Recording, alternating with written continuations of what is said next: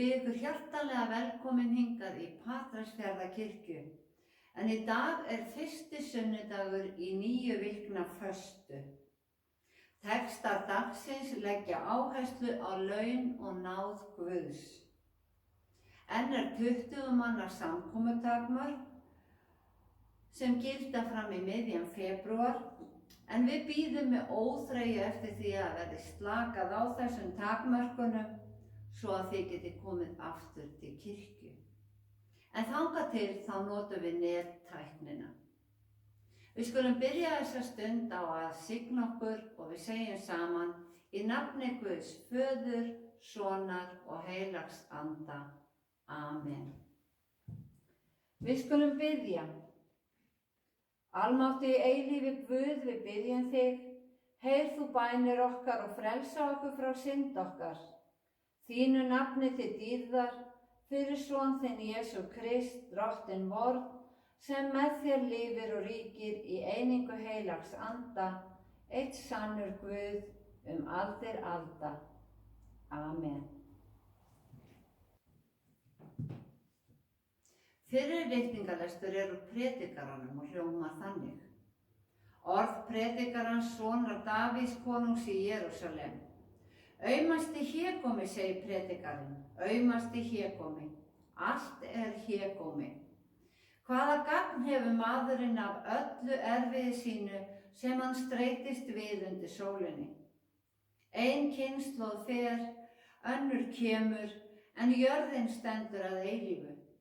Og sólin rennur upp og sólin gengur niður og hraðar sér aftur til sama staðar síns, þar sem hún rennur upp. Vindurinn gengur til suðurs og snýr sér til norðurs. Hann snýr sér og hringsnýst á nýjan leik. Allar ár renna í sjóinn, en sjórinn fyllist ekki. Þangað sem árnar renna, munu þær ávallt renna. Allt sístritandi, enginn maður fær því með orðum lýst, augað verður aldrei satt af að sjá og eyrað verður aldrei mett af að heyra. Það sem hefur verið mun verða og það sem gerst hefur mun enn gerast og ekkert nýtt undir sólinni. Sé nokkuð til umverði sagt, þetta nýtt, þá hefur það orðið fyrir löngu, fyrir okkar tíma. Þannig hljóðar hið heilaga orð, Guði sé þakka gjörð. Síðari ritningalesturinn úr Filippíbréfinu og hljóðar þannig. En það sem var mér ávinningur met ég nú vera tjón, sakir Krist. Já, meira að segja met ég allt vera tjón hjá þeim yfirburðum að þekkja Krist Jesú drottinn. Sakir hans hef ég mist allt og met það sem sorp til að ég geti áunnið Krist og reynst vera í honum. Ekki sakir eigin réttlætis sem fæst af hlýðni við lögmálið, heldur sakir þess sem trúin á Krist gefur, réttlæti frá Guði með trúnni. Ég vil þekkja Krist og kraft upprisu hans, ég vil þjást með honum og líkjast honum í dauða hans. Mætti mér auðnast að ná til upprisunar frá dauðum. Ekki svo ég hafi þegar náð því eða sé þegar fullkomin, en ég keppi eftir því ef ég skyldi geta höndlað það, með því að ég höndlaður af Jesú Kristi. Systkin, ekki tel ég sjálfa minn enn hafa höndlað það, en eitt ger ég. Ég gleymi því sem að baki og seilist eftir því sem framundan, og keppi þannig að markinu til verðlaunanna á himnum, sem Guð í Kristi hefur kallað okkur til. Þannig hljóðar hið heilaga orð, dýrð sé þér drottinn. Heyrum heilagt Guðspjall sem úr Matteusi. Þá sagði Pétur við hann, við yfirgáfum allt og fylgdum þér. Hvað munum við hljóta? Jesús sagði við þá, sannarlega segi ég ykkur, þegar Guð hefur endurnýjað allt og mannssonurinn situr í dýrðarhásæti sínu, munu þið sem fylgi mér einnig sitja í 12 hásætum og dæma 12 ættkvíslir Ísraels. Og hver sem hefur yfirgefið heimili, bræður og systur, föður eða móður, börn eða akra, sakir nafns míns, mun fá allt 100-falt aftur og öðlast eilíft líf. En margir hinir fyrstu verða síðastir og hinir síðustu fyrstir. Þannig hljóðar hið heilaga guðspjall, lof sé þér Kristur. Í bæn dagsins segir: Drottinn Guð, í mildi þinni gefur þú okkur meira en við höfum til unnið. Því biðjum við þig, hjálpa okkur að vera góðgjörn eins og þú og gleðjast yfir því sem þú gefur öðrum. Þess biðjum við í nafni bróður okkar Jesú Krists. Amen. Náð sé með yður og friður frá Guði vorum og Drottni Jesú Kristi. Orð predikarans voru að allt hér á þessari jörð væri aumasti hégómi. Þá vitum við það, að allir verðmætu og ómissandi hlutirnir okkar sem við erum alla ævina að safna að okkur, segir hann að séu aumasti hégómi. Vissulega komum við allslaus inn í þennan heim og allslaus förum við héðan. En við skiljum eftir okkur arfleifð, bæði í áþreifanlegum hlutum og einnig sem munnlega geymd og minningar fyrir þá sem eftir lifa. Í lífinu er illmögulegt að komast af án okkar hégómlegu eigna. Að minnsta kosti væri lífið miklu erfiðara án þeirra.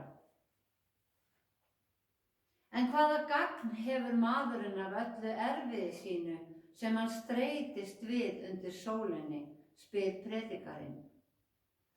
Það er augljóst að hann er ekki að spyrja gagnsemi stritsins á meðan að maðurinn lifir. Heldur er hann að velta því fyrir sér hvaða gagn maðurinn hafi af stritinu eftir dauðan, þegar sá sem stritaði er horfinn af þessari jörð.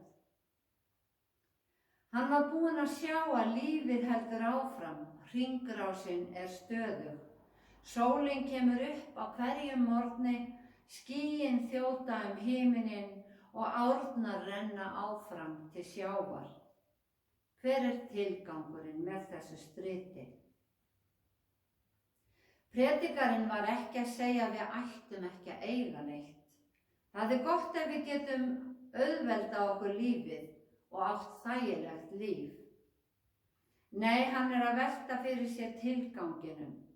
Hvað gefur stritið manni eftir dauðan? Í seinni ritningalestrinum tekur Páll postuli í sama streng.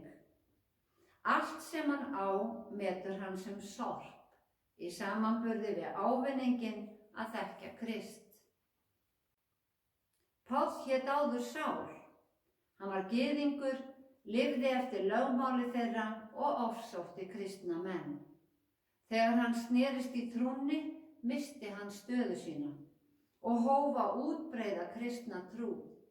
Og í bréfinu til Filippímanna segir hann að hann meti það dýrmætast í lífinu að þekkja Krist.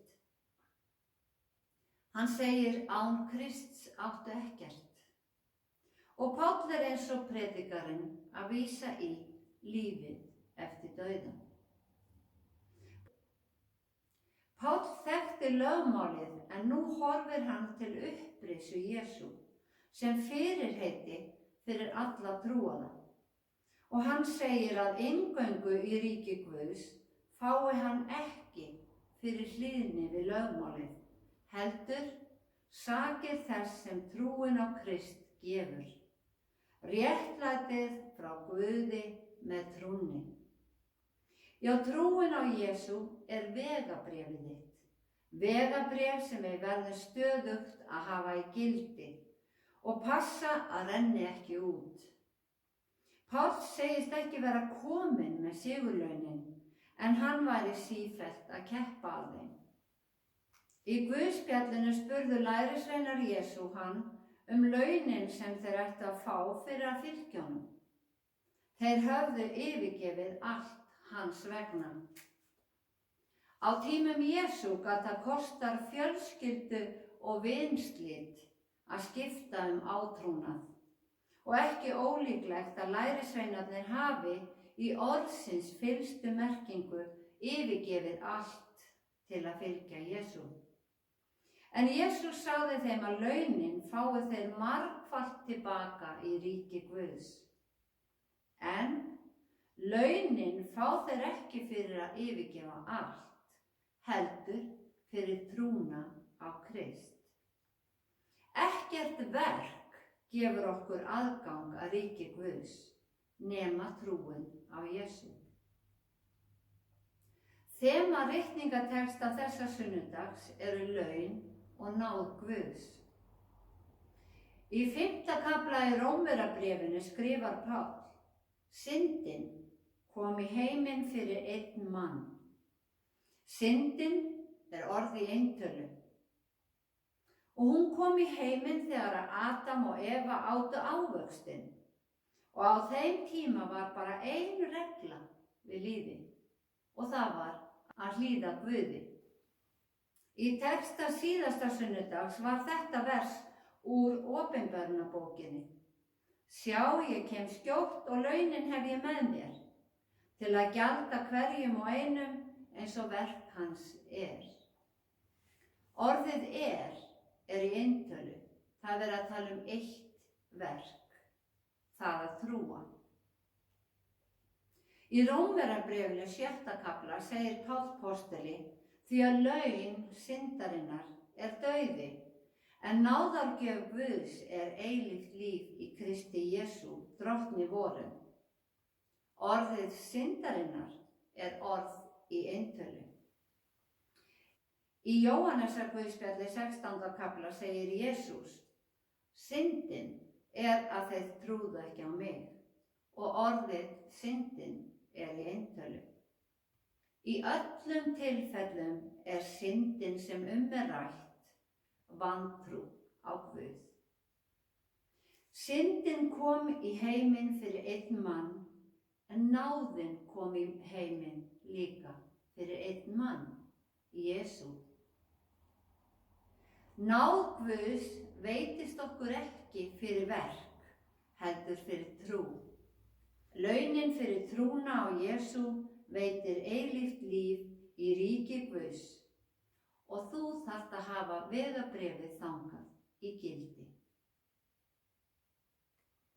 Dýr sé Guði Föður, Syni og heilögum anda, svo sem var í upphafi, er og verður aldir alda. Amen.